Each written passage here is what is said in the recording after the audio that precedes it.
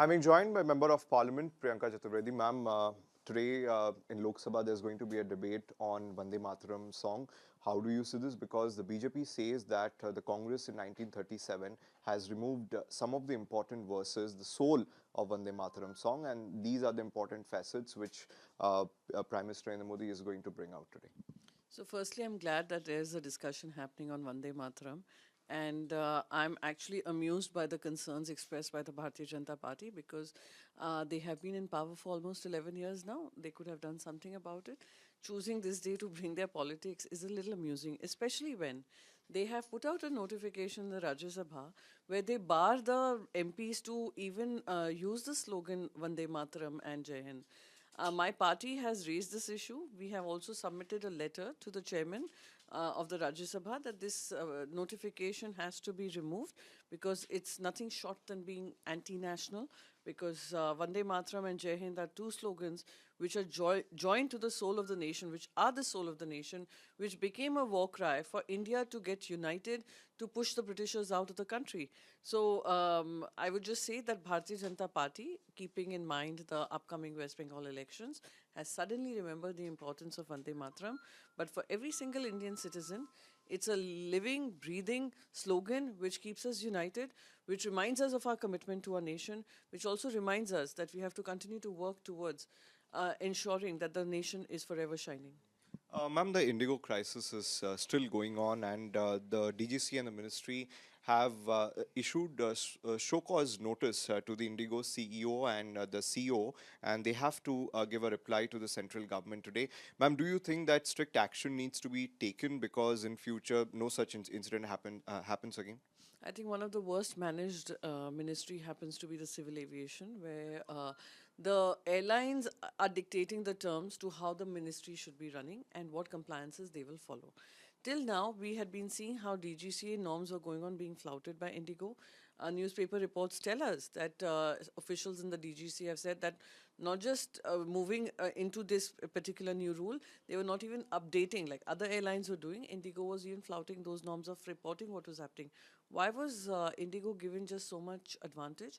Why was Indigo being allowed to arm twist DGCA? That is, I feel it is not just about an attitude of ignoring something like that, but it is more about corruption and collusion. So it is extremely unfortunate. Now they're coming out with show cause notices, or we will discuss this in a standing committee, or we will do this, or we will do that. But all of this is happening when the damage is done. Everybody who was warning you about the upcoming challenges that we will face in terms of high tariff cost, people were facing the airfare cost. The kind of infrastructure which was being known, people were facing the brunt of it.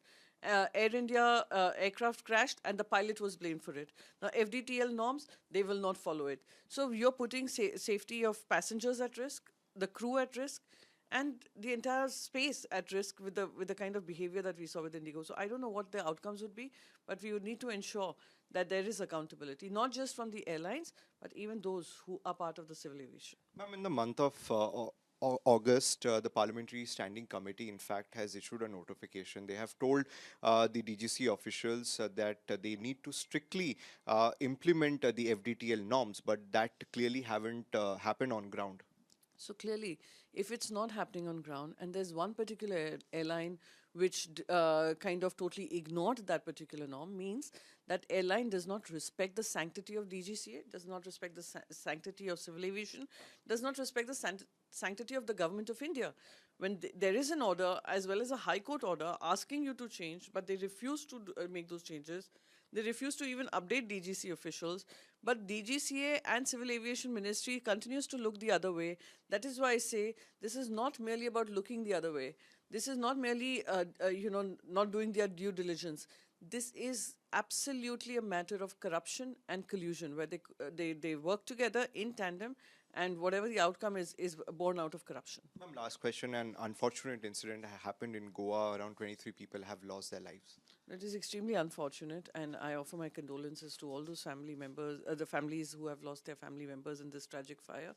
Also reminds us of the importance of doing safety audits from time to time, especially in tourist hotspots, which have many such restaurants, many such nightclubs, many such entertainment activities, which make the city thriving. I have said the same about Mumbai. I will continue to say this about all the major cities which give these licenses. And once the licenses are given, the licenses are flouted, the norms are flouted, the rules are flouted, and there's no safety audit that takes place. So that has to be done on a priority, and the strictest action needs to be taken against those who are flouting these norms in spite and despite of being given the responsibility of a license and running it as per the norms set by the government.